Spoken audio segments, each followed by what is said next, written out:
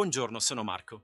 Vi informiamo che potete seguire l'appuntamento in diverse lingue grazie a un servizio di supporto alla comprensione simultanea realizzato con intelligenza artificiale, accessibile direttamente dal vostro cellulare.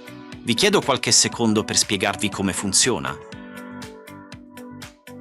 Per prima cosa, prendete il vostro telefonino e inquadrate il codice QR che vedete nel video. In questo modo potrete scaricare sul vostro cellulare l'app di Interprefy con cui viene gestita la traduzione. Vi lascio ancora un secondo per inquadrare il codice QR.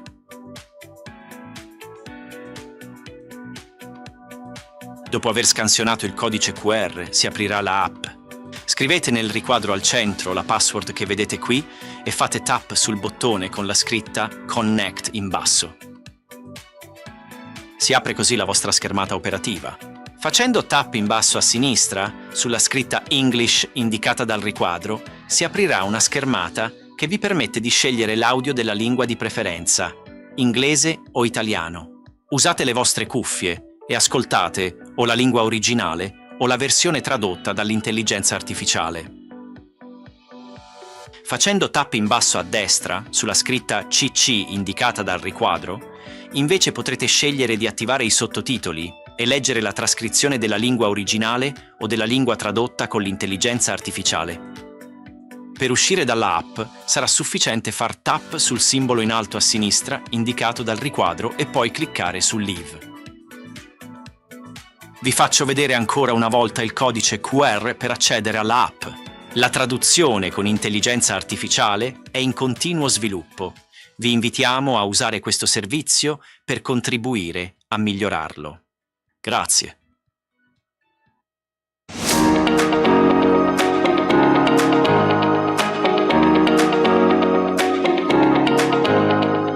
Benvenuti al Festival della Green Economy di Parma.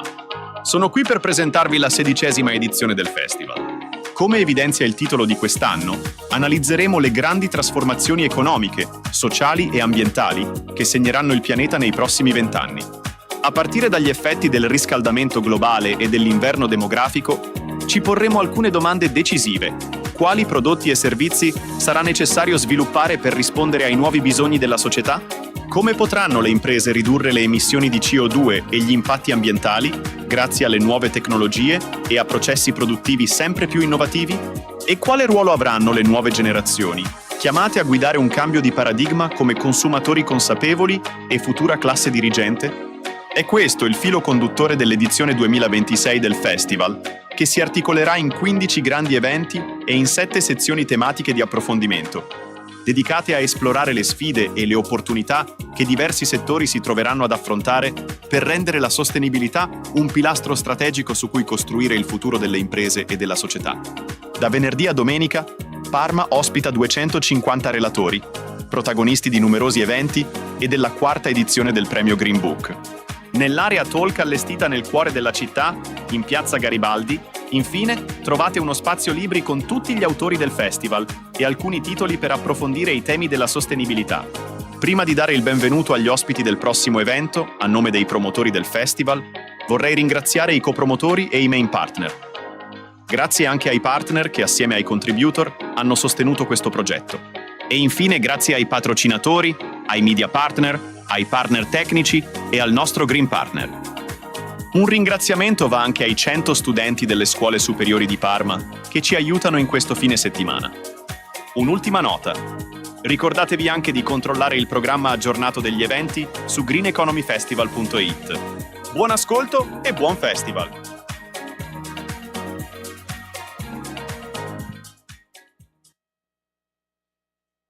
So, thank you very much for being here. To Mette Lykke and also to you that are in this room, this wonderful room. I don't know if you ever were here. It's really a very nice place, I find. So we are here to talk about food. And about this app called Too Good To Go. Mette Lykke is the CEO of this company, but she didn't start from there. She started from far away. She was the founder of a fitness startup, and after that she became the CEO of this company. So the first question I wanted to ask you is how this app works, because I'm not sure if people are aware of the functioning of the app. So please explain. Yeah, thank you, Elena, and thank you all for coming. Really a pleasure to be here. It's my first time in Parma, but I really look forward to exploring this city a little bit over the weekend as well. Maybe just before I explain the app, I'd be curious, anyone here that have tried the app themselves? Yeah, okay, quite a few. Okay, that's good.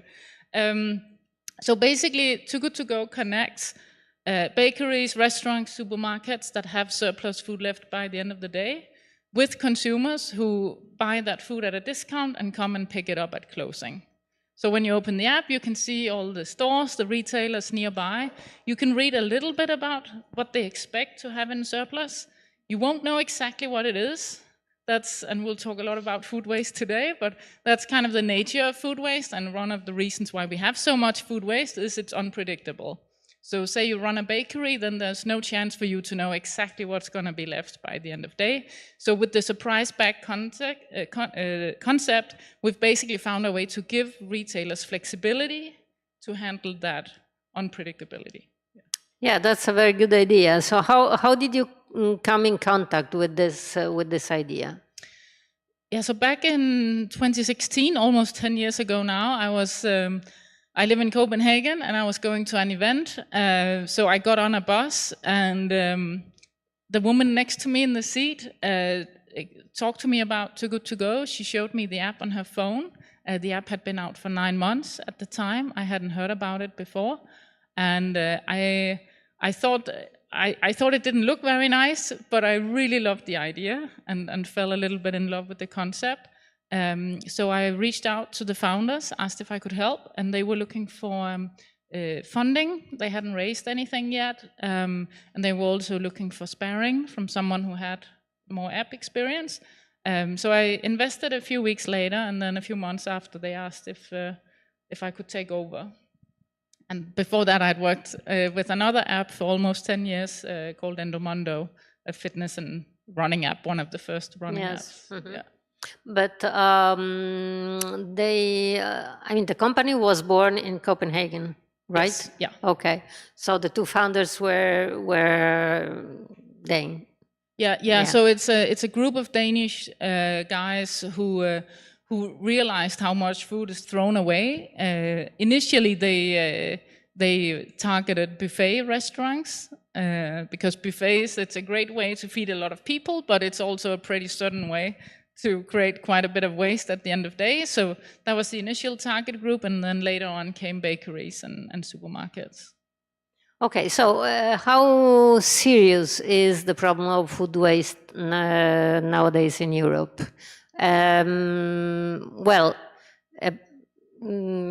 Globally, there is almost 1/3 of all food grown from the fields that is thrown away, right? More or less. Yeah, in Europe, it's better, it's worse? Well, globally, it's 40% of all food produced that goes to waste. And Europe is not much better. We sometimes think that, some regions have less. Some people, for example, assume that there's no food waste in Africa. But there's almost equal amount of food waste that just happens in different parts of the value chain and for different reasons. Yes, because they don't have a cool chain in the same. Yeah, there is a lot of food waste also at the level of fields. So if the fields, the produce gets rotten for some reason or. And in Europe, it's a little different where the food happens in the value chain. So in Europe, more than half of the waste is happening in the households. So that's food we as consumers already bought, paid for, bring home and end up throwing away. Okay, so so that there is different moments of the food waste in Europe, but in general in the world, what's the biggest section of food waste? It's spread across. You have the at the primary stage at the farm. Yes. You have the manufacturing. Then you have retail. Then you have the restaurant Consumer. service business, and then you have the households. Yes. And I think generally it's mostly in the early stage and at the late Okay. stage. And retail is actually where we are most efficient today. Okay. Where in Europe it's about 8%. That happens at the retail stage. Okay. But when we look at it at a global scale, 10% of all greenhouse gas emissions come from food wasted. 10%. It's So enormous. it's 5 times aviation. Yeah. We talk about flying Yeah, of less, course. but it's actually 5 times worse what we met from the food waste. I see. And then so that's kind of the environmental aspect. And there's also the social aspect where we talk a lot about how can we feed everyone on the planet when in fact we already do. We already do produce enough food, but still 783 million people go to bed hungry. All right. So just a quarter of the food waste could actually feed everyone hungry. So that's Incredible. the social aspect Of it. course, of course. And then financially, it's $1 trillion a year. So it's also a real economic waste. Right. So the model that you developed is particularly focused on the consumer side. So how efficient is this?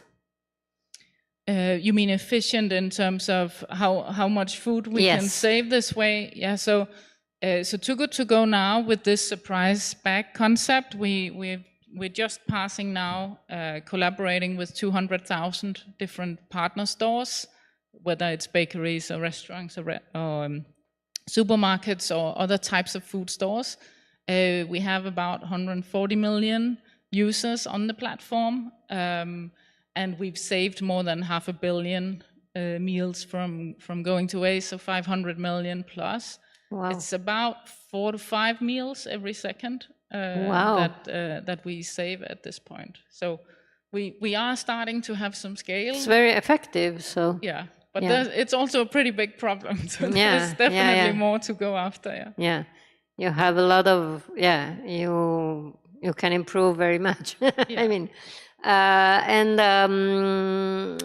can you give us some glimpse of the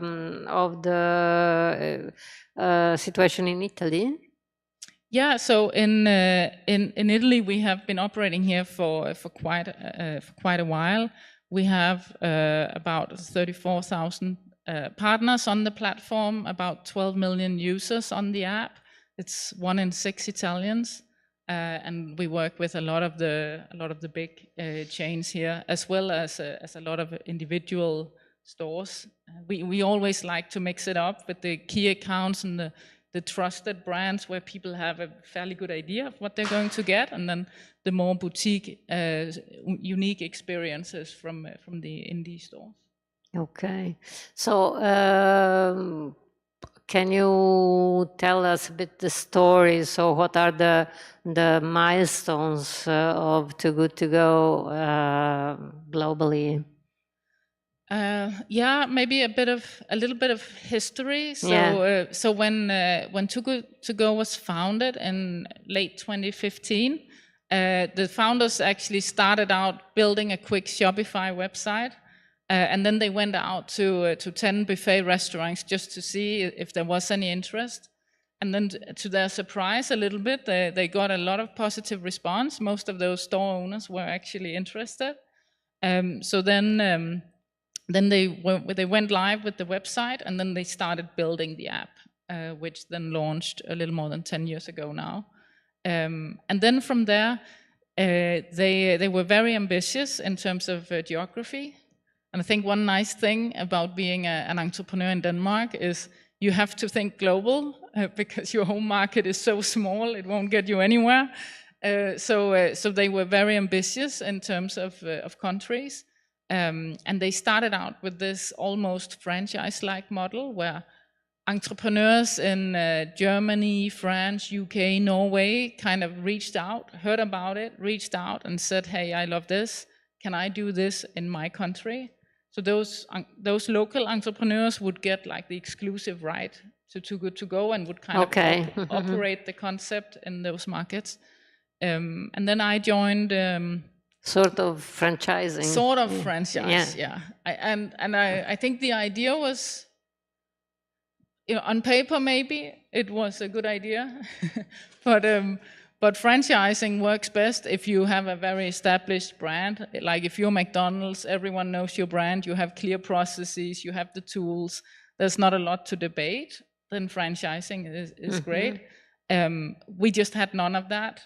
So we were just starting to figure out how do we even operate a marketplace. And we were, within a year, we were already in 10 markets. So we were making the same mistakes 10 times over. And that's an expensive way to learn. So when I joined, I wasn't a big fan of the model. So we decided to buy back all those countries and then team up with those local entrepreneurs. So they could stay on the team, but in a different setup. So some of them would be country directors of the market, others would get other roles on the team. I see. And so today we own all 21 countries and it's one team, and it's a lot easier if you change something, you can dictate it, you don't have to debate anything, and it's a lot more efficient. Right. And did you have like competitors or others that thought about this, had the same idea or a similar idea? I always like to say that our main competitor is the bin, because that really is where most of the food ends up, say 90+% of it. That being said, we have, I think, inspired a bunch of other apps to do something similar. I think last time we did a count, we got to about 80 apps across the world, most of them for certain in countries where we don't operate. In most of our markets, we are the only app, but there are a few others where we have a friendly competitor. I see. I remember the most interesting idea I noticed in this area was many years ago, maybe 20 years ago. There was, but it's not an app. It's just an idea of a chain of supermarkets that I came across in Austria, and they had one room in a far area of the supermarket where they put all items that were that they couldn't sell anymore because either they were already past the date of when you cannot sell anymore, or they were near to it. So, and they put all these items in that room, and people could just go to that room and take them. And I think it's a very interesting idea, and I never saw it anywhere else. Did you come across to similar ideas before, or?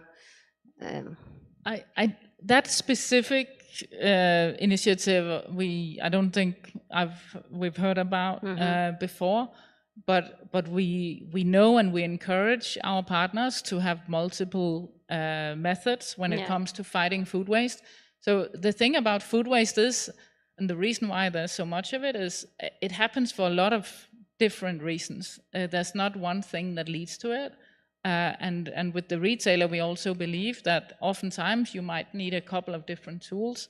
So if you look at supermarkets, for example, I think one thing that has been very effective is the in-store stickering or the discounting of those products in-store. So a lot of our partners will do that. Then if that doesn't work, maybe they put it in a Too Good To Go bag. Some of it they may go put in a bag straight away. Depends a little bit on what the product is. And some also, a lot of our partners also donate food on the side to food banks, shelters and so on. So we definitely encourage them to deploy multiple solutions to make sure they get as close to zero as possible. Do you have the feeling that the awareness is growing about this problem, or in these 10 years, did you notice a difference? Or yeah, I think awareness is growing a little bit. I think a part of that is well, we like to think is our effort, but I also think a big part of it has also been inflation. And just people realizing that food is getting expensive and throwing it away makes even less sense now financially. We do educational projects where we try to teach consumers a few things about food products. So we have this date labeling initiative. I don't know if you've heard of it. no? In English, we call it Look, Smell, Taste, Don't Waste. But it's this little label, a sticker almost, that we put on, or a lot of producers now put on their food products. And it basically educates consumers, because there's a difference between best before and use by on a food product. I don't know, anyone here familiar with? That's great. I mean, I think you are maybe the hardcore food waste warrior crowd here. But if something is used by, it means there's a safety risk past the date. You definitely want to throw it away if you didn't manage to consume it. So that's meat products or fish, for example. But best before, which goes on a lot of ambient products, are perfectly fine to eat after the date. And there's no safety risk. And so you can look at it, you can smell it, you can taste it. And if those are all fine experiences, then it's fine to eat. But consumers don't know that. So 10% of food waste in Europe is driven by consumers throwing away the product just to be certain. 10%? Yeah. Wow. And we saw that stat back in, I think, 2019. And then inspired by an NGO in Norway, we reached out to, initially in Denmark, some of the biggest food producers and suggested that we put this label on their products, which we now have in 14 countries on 7 billion products across 500 brands. And we can actually see in our research that it has helped educate consumers. So the awareness now around how to understand the different labels is higher. So it's not, there's no business model in this for us, but it's a way of driving the mission. And you know, getting your brand on products also never hurts, but of course. It's not a revenue model or anything. Right. And do you see a difference between generations? I mean, between older people and younger people? We definitely see a big difference. Okay. Not in a good way. Ah, okay. Yeah. But I thought. Yeah, no, I Not think really. we don't see that the younger generation are any more aware of this than the older generations. In fact, I mean, a lot of people I work with and friends and so on can tell similar stories. But when I've talked to my grandmothers, which I have two, 96 and 102. Oh, wow. They both, you know. They were both growing up or young adults during the Second World War, where, you know, food was a shortage in Denmark, and they definitely, I mean, they never, after that experience, they never kind of got over it, and they just have a different experience with the food and a different respect, and it's natural for them to preserve it differently. So we definitely see that over the generations. I also think over time now, food. The money we spend on food makes up a smaller share now than it did back then. Yeah, right. Yeah, in fact, I remember when I was a child, a friend of my mother had a a small girl of Vietnam adopted, and she was maybe 6 or 5 or something, and she told me that she always went to sleep with a bag full of bread, because she had experienced the war in Vietnam, and she had experienced hunger. So she was very aware of the importance of food. And I think that people that experienced, that had this type of experience, probably have a much keener sense of not wasting food, right? I guess. Yeah, and I think it's probably natural, but I think we take it more for granted because it was always there. Maybe during COVID for a second or a day, maybe we started, having some question marks. But other than that, it's always been pretty certain that the supermarket shelves would be filled again tomorrow. Okay, but you have some educational activities in your business model, I guess. So, for example, for children, do you teach something? Yeah. So we are a social impact company. Okay. We are a company, so we Yeah, are, of course. Yeah. we are a for-profit, even if it took us many years to get to any profit. But we still think about impact at 3 different levels. So first is the food that we help save. So this is where the 500 million surprise bags, or the food we help save with parcels. This is another model where we buy surplus food from producers. We were just visiting Mutti today, which is a great partner in that part of our business. That food also counts at this level of impact. But then above that, we have a second layer of impact. And this is where we kind of influence food to getting saved. So I mentioned the date labeling initiative. Yes. Mm-hmm. When we can see that consumers actually take that into account and throw away less food, we count that as impact at this level. It's hard to measure, but there's something there. So that's an example of that. And then we have the third level of impact is then more about this is a little bit more out there and maybe a bit further away from our initial mission, but it's more if we can inspire just a few people to start better businesses or start initiatives within current businesses that are good for the world, then we think we can have an even bigger impact.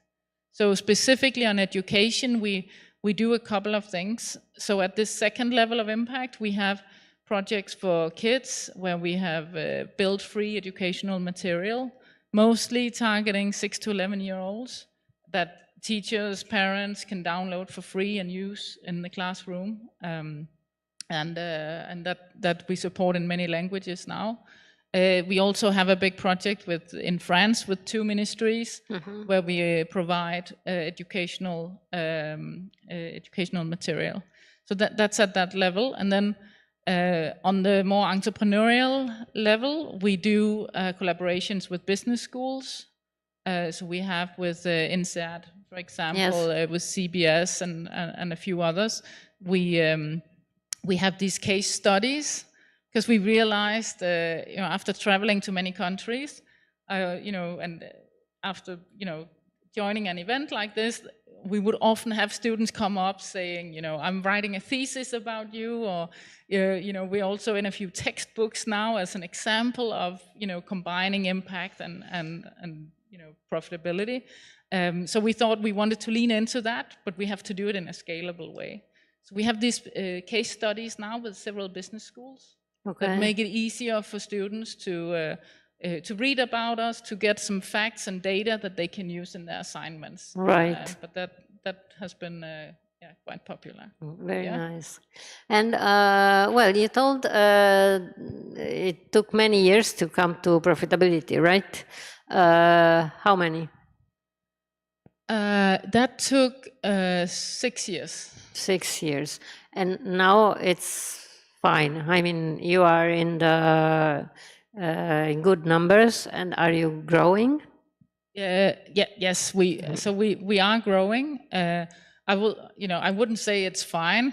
It's, we no longer need to raise new capital because we are self-sufficient now, and cash flow is positive, and we do have a positive EBITDA.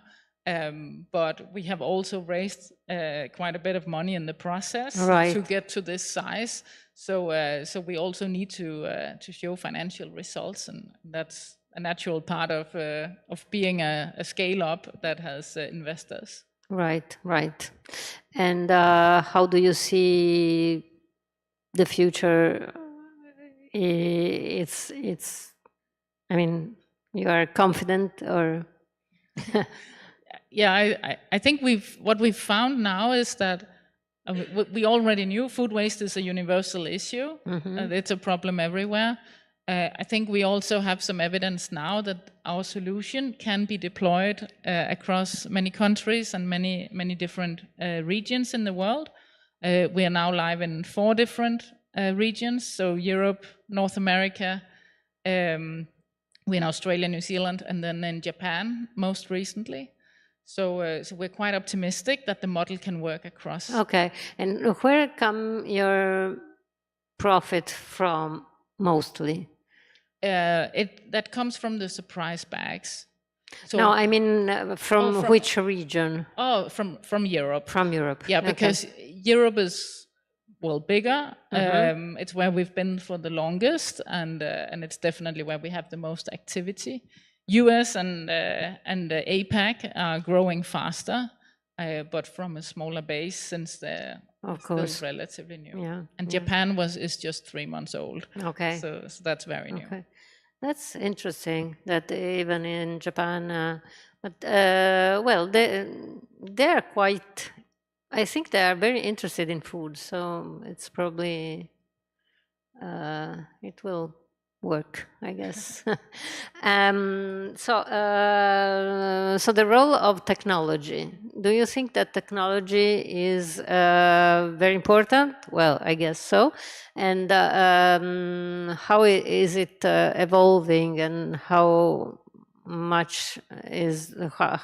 big is the impact in your business?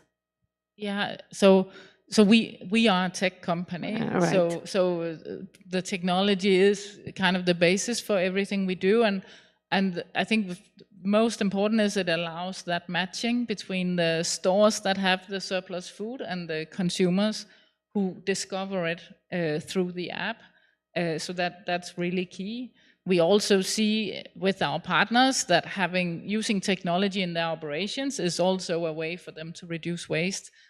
Like if you can predict better, forecast better how much it's going to sell, you can procure better and more accurately, and you'll have less waste.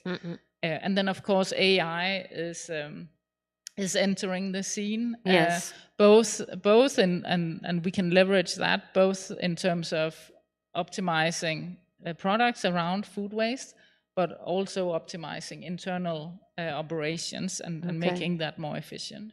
So do you already use AI internally? And Yes, we use it both in our product. There are certain features in the product that are AI powered. We also use it internally in our customer experience or customer service work, for example. It's heavily utilized, and we manage to give better support to our consumers by utilizing AI. So we actually have higher satisfaction when the AI is involved. Okay, interesting. And what are the main challenges that you see in this business, and is to cope with this problem of food waste? I think one of the main issues we have is being top of mind on the agenda. There's a lot happening in the world right now, and it is. I think in general, I think the sustainability agenda is challenged. Yes, absolutely. Because there are just things that take and maybe have to take priority for a period, right? But I think war, for example. For example, yes. So I think it will. Yeah, I'm hoping that the things will normalize and we will remember that we still have a climate crisis that's not going anywhere, even if we ignore it. So yeah. Absolutely. And do you think there is other areas or other sectors in which your business model could be applied? Yes, we actually it's maybe not so big in Italy, but we already work with a lot of flower stores in some of our markets. We have some in Italy, but that actually works fairly well, and it is something we might want to look into at some point. Interesting. And well, we already spoke about Mutti. Do you have other partners here in the area and in Italy? Yeah, on the parcel side, we have 47 different brands that we work with, Mutti being one of them. We also work with the pasta brand Barilla, Mondelez, and Ferrero. So definitely some well-known and loved brands. Okay. So you have, do you have the feeling that your app is particularly good, particularly well known in Italy, or not really so much?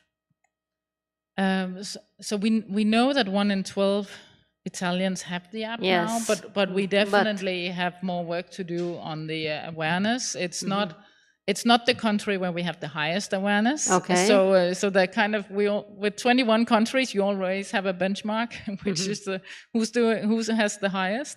And we have countries where the awareness is above 80%. Oh wow! Where, for example? Well, in Denmark, more than half the population have the app. But this is normal because the app is coming from there. Yeah. But other countries? Yeah, I mean, in Norway, we also have half the population on the app. So those are, granted, smaller countries, but they kind of set the bar. I mean, there's no reason to think we couldn't get there in Italy. Okay. And in France? France has until recently been our largest market for almost 10 years. So there we have a larger share of the population and also a slightly higher brand awareness. Okay. So can we talk shortly about you?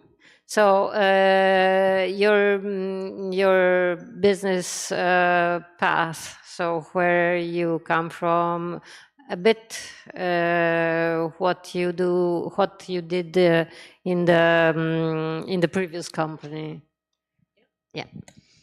Yeah. So just brief. I studied political science and then realized I probably did not want to work in the public sector and wanted something a little bit more fast paced. Yes.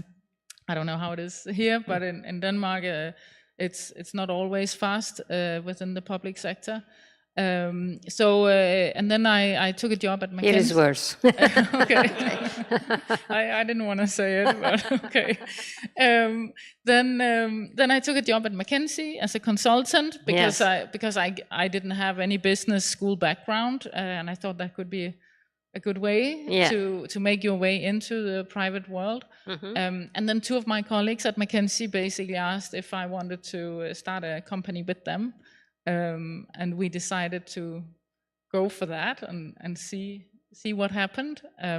We didn't have a specific idea. Well, we had 10 ideas and knew we had to pick one. But we worked so much that we realized we wouldn't be able to invest any time in it until we quit and just had a full day free. So we left consulting and started thinking about which one. And one of the ideas we had was to make fitness fun. This was... And the others? Well, some of them were really lame. I don't even want to mention them. They were really bad. But this was in 2007. So this was right when obesity was one of the big macro problems we all talked about. For some reason, we don't really talk much about that anymore.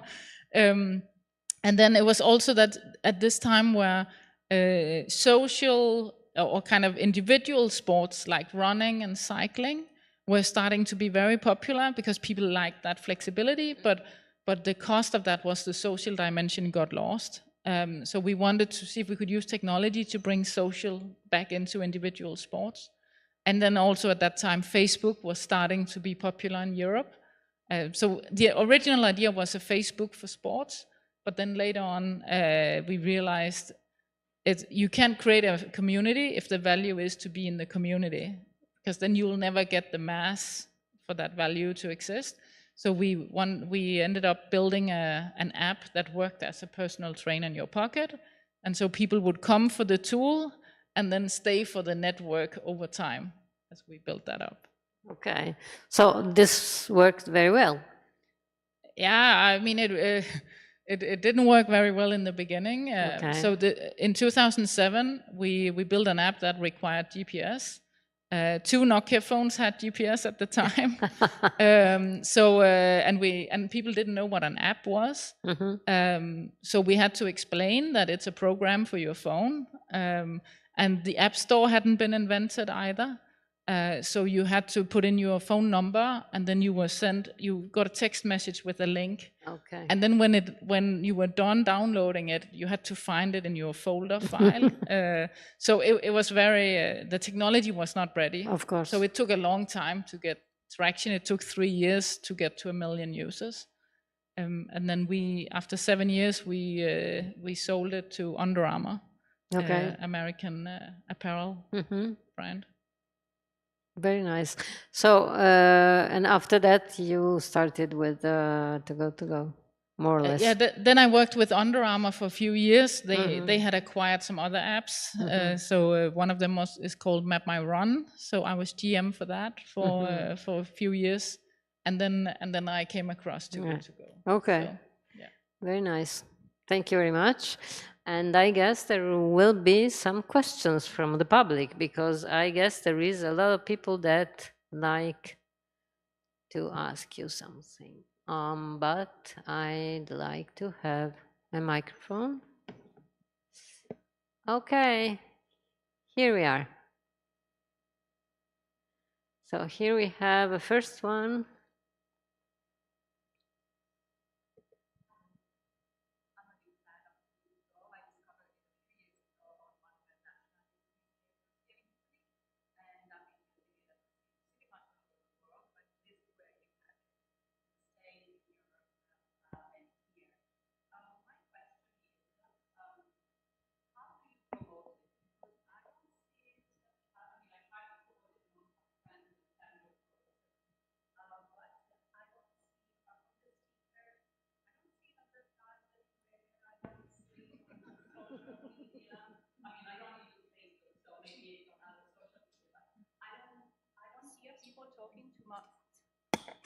You heard me? Okay.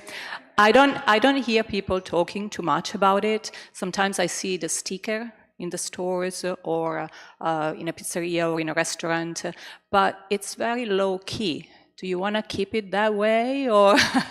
No, we're not trying to keep it low key. No, I think from the beginning we've had a pretty large amount of users find us organically. Typically through word of mouth, hearing about it from family, friends, colleagues, who, in many cases had a great experience and were surprised. And, for most consumers, it's the first time they try this concept, because we were the first app out there. So that has worked really well. We also don't have huge marketing budgets. So that's why you don't see the big billboards. We're not at the airport. We are not in the metro. We don't really play that game. We do quite a bit of PR. Filippo here does our PR in Italy. So it's good to hear you read about us in a national newspaper. but we do quite a bit of PR across all our markets, and that's something that is more within our budget. But yeah, we do paid advertising as well. I would say we currently get about 70 to 75,000 new users per day. So there are people finding us every day, but would love it to be higher.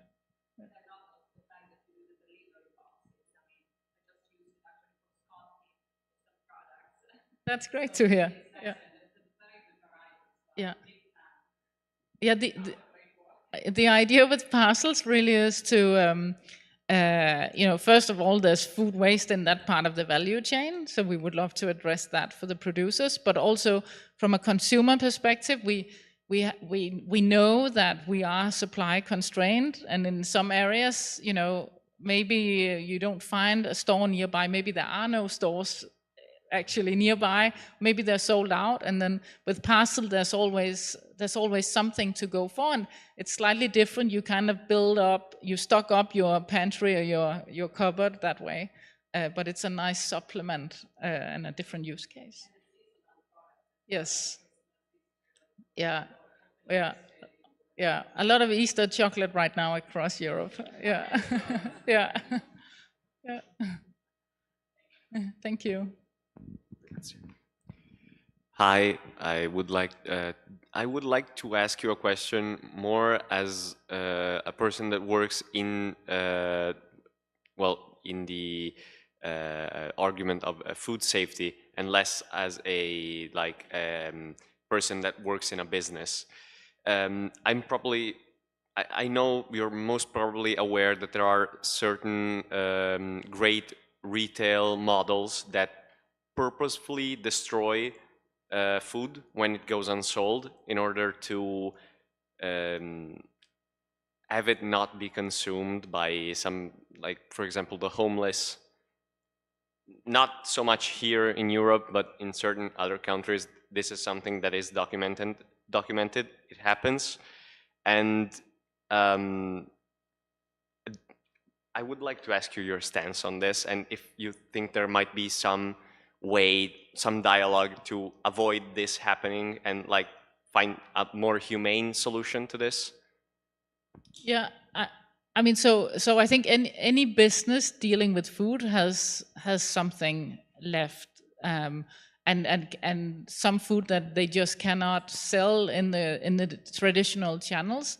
There is a whole food waste pyramid. You're probably familiar with it, but where you really first, you try to sell it you try to forecast and predict better, then you try to sell it properly, then you try to discount, then you donate, then maybe it's animal feed, maybe it's biogas, and then only then do you go to landfill, right? So our stance definitely is that you always need to see if you can get higher up in that pyramid, and ideally it ends up being consumed by a human.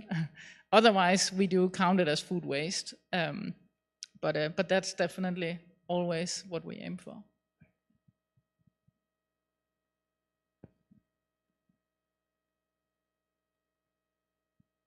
Thank you. Hi, thanks for your words. And I would like to ask you two questions. One, I'm not sure I've intended correctly, but it seems to me that you said that new generations are not really more interested in this subject. So about how to save food than previous generations. So if I intended it correctly, do you think that you can develop your business without the help of the interesting of people? And second is, you were talking about surprise bag, because you were talking about how you gain the most quantity of money in your business. So I was interested in that answer. So because before you said she was asking you about the money in your business, and you started with, well, I gained the most quantity of money in the surprise bag, but then she stopped you because the question was another. So I would like to understand this in order to understand where you can gain money you have in your business? Sorry. Yeah, Yes. maybe on the revenue piece first. So we have 3 different revenue models. So one is the surprise bag model. Here we charge a commission, kind of a success fee for every meal that we help save. So if a store puts up bags and we don't find a consumer to come pick it up, then we get nothing. So it's kind of a no cure, no pay fee that we charge, and that is our main revenue stream. That's also, I mean, by far where we save the most food. And then we have the parcel model. That's a very different business model, because here we buy food from Mucci that they have in surplus, and we sell it to our consumers. So this is much more similar to e-com, and has much lower margins, and that's just the nature of that model. And then the last thing, we haven't talked about that's the smallest, but we have a SaaS solution, so software as a service, where we help supermarkets optimize food waste within their store. So that's a SaaS model where we charge a fee per store per month. Yeah, sort of B2B, I mean. It's a B2B sale. Consumers never see it. You have never heard of it, and that's probably fine, unless you have a supermarket, then would like to talk to you. But that's what I mean, that the majority of our business is on the surprise bags. Then all the stuff about date labeling and education, there's no revenue in that. That's something we do on the side. And then to your question about generations, I think, I mean, we do have a lot of young users, but we also know that there are 2 main motivations for people to use Too Good To Go. There's wanting to save the world, and then there's a good deal. And I think, reality is it's usually a mix of the 2 that is driving people to come back again and again. And we see it as an opportunity for us to educate on the climate piece, even if users come first and foremost. Some users mostly come for the deal. That's okay, but then we have an opportunity to educate them. And that's just where I mean that the older generation was more educated on food waste than the younger generation is. Maybe also, maybe a show of hands, like how many of you grew up in a home where your parents would tell you to eat up what was on your plate? Yeah. And those of you with kids, anyone tell your kids that? Are you passing it on? Like, no, not really. And it's always the same. And I probably do a little bit, but I'm also the odd one out, and I too could be better. Right. I have just another quick question that came to my mind. I guess you are unable to monitor the value of the bag and the actual cost, because that there is like $3.99 equals 12 euros or so on. But of course, as I've tasted it and I've tried it a little bit everywhere, now I know which ones are the stores that actually put the correct value in the bag and those that are a little bit on the cheap side.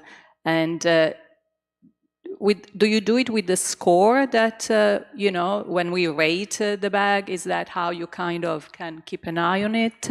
Yeah. Because I cannot imagine any other way, right? Yeah. The nature of the concept is we do not know exactly what went into that bag. We know that there's a minimum value we've guaranteed, and we know what the consumer paid. I promise you, consumers are good at telling us if we did not meet expectations. Then we get a complaint. But other than that, yes, you're right about the ratings. We have fairly detailed rating, a slightly long rating flow right now. I'm sorry about that. We're working on it, but we do actually get some information in the rating flow that also helps us improve quality and fix a few things. Yeah. Okay, so okay.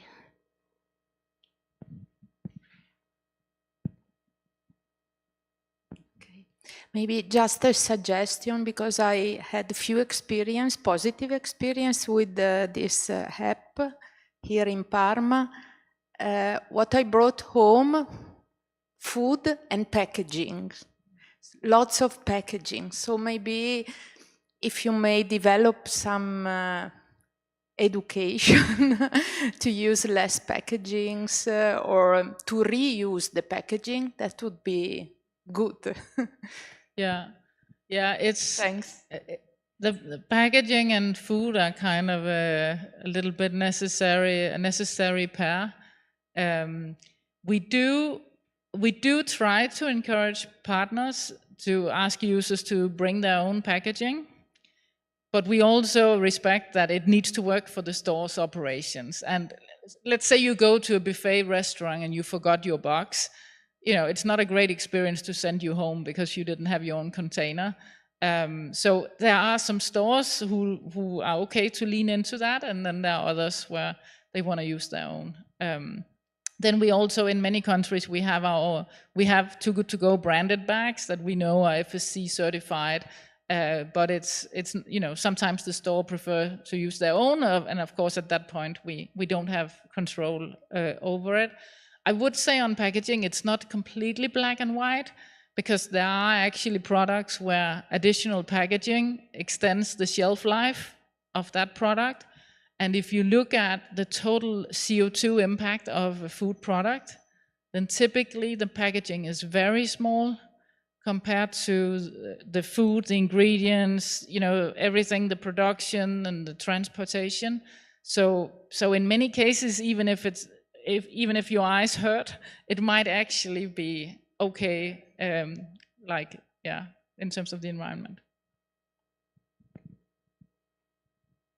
Okay, thank you very much. And one last question. Do you have kids? Yes. Okay. How are they aware of the problem of food waste, I guess, right? Yeah. How do you educate them to be aware of it? My husband is he's smiling over there. He's gonna keep me honest now. So we have two daughters, aged 9 and 14. Okay. But I mean, they grew up with me. As far as the young one, I signed this job a week after she was born. So she doesn't know anything else than a mom who works with food waste. So we try to be after them. Like if they bring the lunchbox home and there's food in it, they will get a remark. We're pretty adamant, if you pour yourself, you eat up what's on the plate.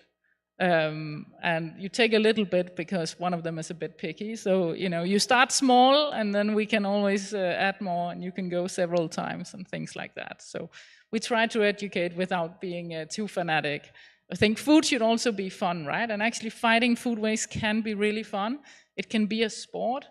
We have this thing, we call it a rest run, where you take out everything in your fridge and in your cupboard and you're like, let's just cook with what we have and let's see what we can come up with. And it's actually a fun activity with the kids sometimes. And here's a little dish and here's a dish, and it gets the creativity going. So make it a sport, make it fun, and then it's also good for the money, and it's also good for the environment. Right. So thank you very much. I think this is a great way to keep up with this effort. I think it's important. Yeah. Thank you very much. Thank you very much for your questions.